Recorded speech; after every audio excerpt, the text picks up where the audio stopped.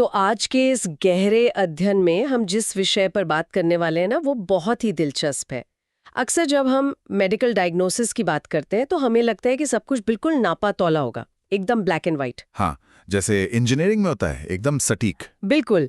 मतलब मान लीजिए किसी के हाथ की हड्डी टूट गई है तो एक्सरे मशीन में एक टेढ़ी लकीर दिख जाएगी और डॉक्टर तुरंत उंगली रखकर कहेगा, देखिए ये रही समस्या और ये रहा इसका प्लास्टर। और ये जो अप्रोच है ना, ये बहुत बाइनरी होती है। या तो हड्डी टूटी है या नहीं टूटी है, बात खत्म। हाँ, और ये बात इंसान के दिमाग को एक अजीब सा सुकून देती है। मतलब हमें वो चीजें पसंद आती हैं जिन्हें हम साफ साफ देख सकें, जिनका हम एक नाम रख सकें। लेकिन होता क्या है ना, जब हम इंसान के मन, उसकी गहरी भावनाओं और जीवन के लंबे अनुभवों की दुनिया में कदम रखते हैं तो वो एक्सरे मशीनें काम करना बंद कर देती हैं। एकदम सही। हम एक ऐसे परिदृश्य में पहुंच जाते हैं जो सतह से काफी धुंधला दिखता है। मतलब दर्द तो होता है, लेकिन एक्सरे में कोई टूटी हुई हड्डी नहीं दिखती। और आज की हमारी इस चर्चा का मकसद इसी धुंधलेपन को साफ करना है। आज हम किसी किताबी थ्योरी पर बात नहीं कर रहे। हमारे पास कुछ बहुत ही शानदार सोर्सेज हैं। ये फेस रीडिंग, पामिस्ट्री और इंट्यूटिव एनालिसिस के नोट्स हैं जो एक असली इंसान कुसुम जी, उनके जीवन पर आधारित है। जी, और हमारा मिशन आज ये समझना है कि कैसे हमारे चेहरे की बनावट और हाथों की लकीरें सिर्फ, क्या कहते हैं, भविष्य बताने वाला कोई पर्चा नहीं होती। असल में ये हमारे अंदर छिपे स्ट्रेस, रिश्तों की उलझनों और सेहत की एकदम सच्ची कहानी बताती हैं।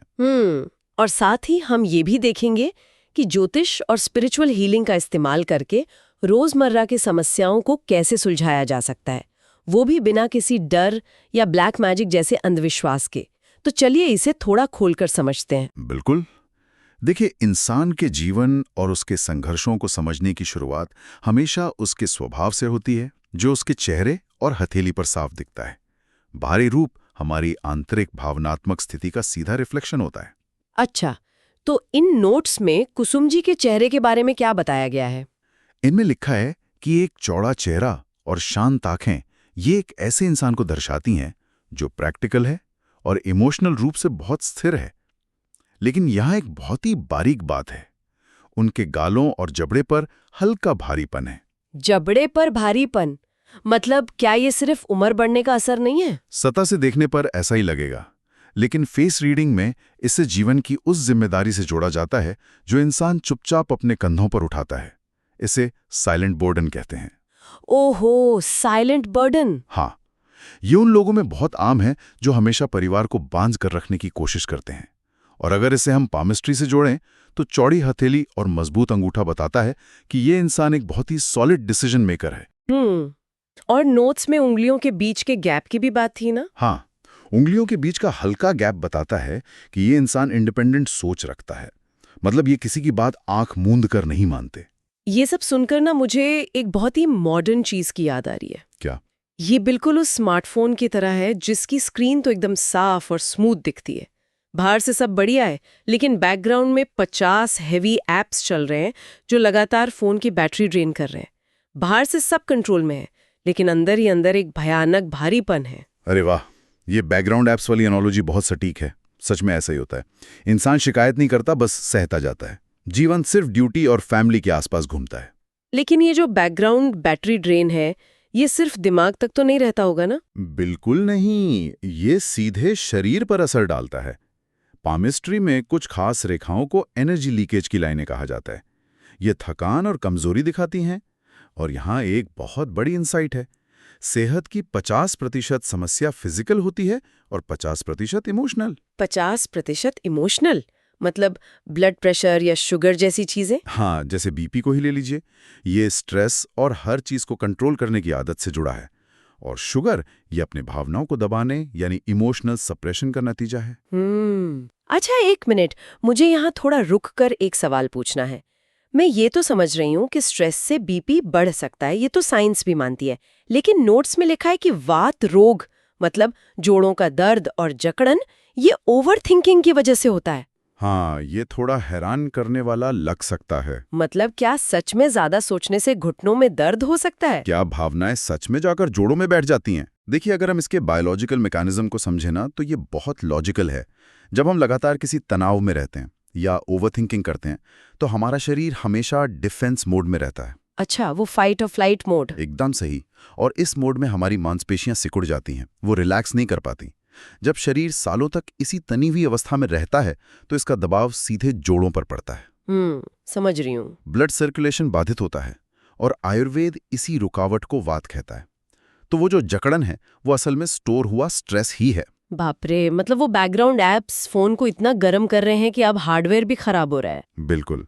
और अब सवाल ये उठता है कि ये स्ट्रेस आखिर आ कहाँ से रहा है। हाँ, इसकी असली जड़ कहाँ है? इसकी जड़ है रिश्तों की उलझन, खासकर परिवार के अंदर पीढ़ियों के बीच का जो टकराव होता है। सास बहू या माता पिता और बच्चों के बीच। हाँ, और यहाँ समस्या ये नहीं है कि कोई एक गलत है। असली जड़ है थिंकिंग स्टाइल का मिसमैच।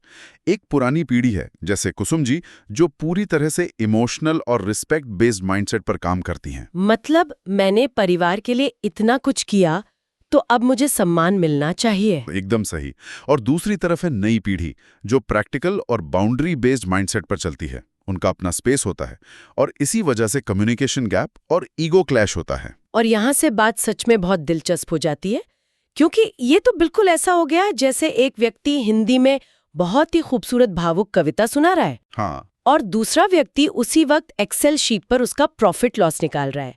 मतलब दोनों अपनी जगह सही हैं, लेकिन वो एक दूसरे की भाषा ही नहीं समझ पा रहे। क्या बात है, ये उदाहरण बहुत ही बढ़िया है। और यही भाषा न समझ पाने की जो निराशा है ना, वही बीपी और शुगर बनकर शरीर में जम रही है। तो अब समस्या तो हमें समझ आ गई, लेकिन इसे सुलझाएं कैसे? नोट्स में एक 6 स्टेप स्ट्रैटेजी की बात की गई है। हाँ, ये स्ट्रैटेजी बहुत ही प्रैक्टिकल है। इसका पहला स्टेप है एक्सपेक्टेशन रीसेट। मतलब ये मान लेना कि हर इंसान अपने तरीके से जीता है। उम्मीदें कम करना। और दूसरा कदम है ओवर इन्वॉल्वमेंट को रोकना। परिवार के लिए मौजूद रहें, लेकिन हर फैसले को कंट्रोल करने की कोशिश ना करें। ये तो बहुत जरूरी है। और तीसरा स्टेप क्या था? तीसरा है कम्युनिकेशन का फॉर्मूला। बहस के वक्त तुम हमेशा ऐसा करते हो कहने के बजाय मुझे ऐसा लगता है। इससे सामने वाले का ईगो हर्ट नहीं होता। सही बात है। और चौथा स्टेप मुझे बहुत प्रैक्टिकल लगा, अपनी इमोशनल एनर्जी को डिवाइड करना।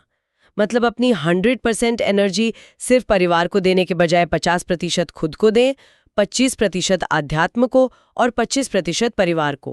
बिल्कुल, खुद को प्राथमिकता देना स्वार्थ नहीं है। और पांचवा कदम है रोज एक छोटी सी सकारात्मक बात कहना, जैसे आज खाना अच्छा बना था। इससे घर का माहौल हल्का होता है। लेकिन देखिए, इस स्ट्रैटेजी के एक हिस्से पर मुझे थोड़ा डाउट है। नोट्स में एक साइलेंट पावर टेक्निक का जिक्र है। हाँ। उसमें कहा गया है कि जब भी बहस हो तुरंत रिएक्ट न करें, 2 घंटे बाद बात करें। पर क्या इस तरह चुप रह जाने से सामने वाले को ये नहीं लगेगा कि हम पैसिव अग्रेसिव हो रहे हैं? और क्या भावनाएं दबाने से फिर से शुगर या बीपी नहीं बढ़ेगा? ये बहुत ही बढ़िया सवाल है। लेकिन यहाँ साइलेंट पावर का मतलब भावनाओं को घोटना नहीं है। बात यह है कि जब बहस होती है तो दिमाग का एमिगडाला हाईजैक हो जाता है। मतलब हम गुस्से में लॉजिक भूल जाते हैं। हाँ, दोनों तरफ का ईगो चरम पर होता है। तुरंत रिएक्ट न करने का मतलब सिर्फ उस मोमेंट को टालना है। जब आप 2 घंटे बाद शांत दिमाग से वही बात कहते हैं तो उसमें एक कंट्रोल और रिस्पेक्ट होती है। आप रिएक्ट नहीं कर रहे, आप कम्युनिकेट कर रहे हैं। अच्छा, मतलब बात कहनी है लेकिन सही समय पर। समझ गई। अब एक और चीज जो नोट्स में बहुत साफ तौर पर दी गई है, वो है स्पिरिचुअल हीलिंग। हाँ। अक्सर लोग परिवार में क्लेश या बीमारी होने पर ब्लैक मैजिक या नजर लगने से डरने लगते हैं। हाँ, और सोर्सेज इस डर को पूरी तरह खारिज करते हैं। इनमें साफ लिखा है कि जीवन की इन परेशानियों के पीछे कोई ब्लैक मैजिक या नेगेटिव एनर्जी नहीं है। ये सुनकर ही कितनी राहत मिलती है। बिल्कुल, ये सिर्फ हमारे कर्म, जिम्मेदारियां और सोचने का तरीका है। और इसे ठीक करने के लिए स्पिरिचुअल एंकर की बात की गई है, जैसे भगवान शिव और माँ दुर्गा की ऊर्जा से जुड़ना। शिव और दुर्गा ही क्यों? क्योंकि शिव परम सहनशीलता और मौन का प्रतीक हैं। जिस साइलेंट बर्डन की हमने बात की, वहां शिव की ऊर्जा बहुत गहराई से काम करती है और दुर्गा की ऊर्जा हमें इनर स्ट्रेंथ और बाउंड्री बनाना सिखाती है। पता है, अगर हम शिवजी के परिवार को देखें तो वो खुद एक बहुत बड़ा उदाहरण है।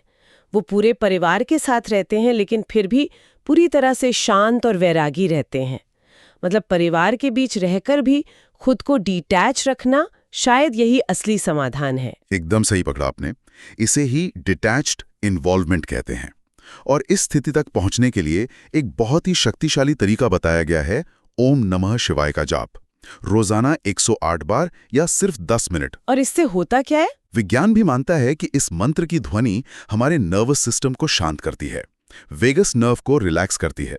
इसके साथ ही आयुर्वेद के छोटे छोटे उपाय भी हैं, जैसे सुबह गर्म पानी के साथ अजवाइन लेना जो वात कम करती है, सरसों के तेल की मालिश और हल्का चलना। मतलब अपना ध्यान वापस खुद पर लाना। और मानसिकता बदलने के लिए एक बहुत ही पावरफुल एफर्मेशन भी था, मैं सुरक्षित हूं, मैं संतुलित हूं, सब ठीक हो रहा है। हाँ, ये एफर्मेशन रोज दोहराने से दिमाग को लगता है कि अब खतरे की कोई बात नहीं है, अब सब सुरक्षित है। तो इस सब का असल में क्या मतलब है? अगर हम इस पूरे डिस्कशन को समेटें तो कुसुम जी के केस में इंसान का पूरा जीवन गिविंग और सैक्रिफाइस में बीता है। लेकिन अब आगे क्या? अब जीवन का अगला चरण है लेट गो करने का, एक्सेप्टेंस का, और अपनी इनर पीस को सबसे ऊपर रखने का। उम्मीदों का बोझ कम करना ही हीलिंग है। सही कहा। और इस गहरे अध्ययन का अंत करते हुए एक विचार है जो मैं चाहूंगी कि सब सोचें। अगली बार जब आपके कंधों में भारीपन महसूस हो या जोड़ों में दर्द हो, तो कोई पेन किलर लेने से पहले एक पल रुककर खुद से पूछिए, क्या ये सिर्फ मेरी उम्र का असर है या फिर ये उन बातों का वजन है जो मैंने महसूस तो की पर कभी किसी से कह नहीं पाया? विचार कीजिएगा।